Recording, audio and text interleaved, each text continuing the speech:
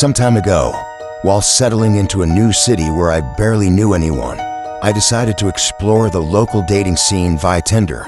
That's how I connected with a girl who seemed like the quintessential artsy hippie type.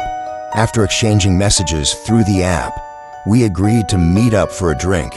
I want to pick her up at her house, where she greeted me warmly with a hug and mentioned a local bar she liked, perfect for just chatting and getting to know each other. I told her I'd drive us there. When I walked to my car and opened the driver's door, she unexpectedly stood behind me, silently staring for about 15 seconds. When I asked if she was getting in, she said yes and walked around to the passenger side. I suspected she might be a bit of a stoner, which was somewhat confirmed when she spoke in a whispered, low voice throughout the ride.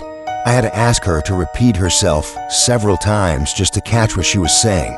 At the bar, I made sure to sit in a quieter corner away from crowds so I could hear her better. We actually had a decent conversation, discussing our interests, and she openly admitted to occasionally smoking weed and other substances like mushrooms. Not being a fan of that lifestyle, I comforted myself by thinking maybe she was just a bit high, explaining some of her unusual behavior. By then, I'd also had a few drinks, which probably dulled my judgment.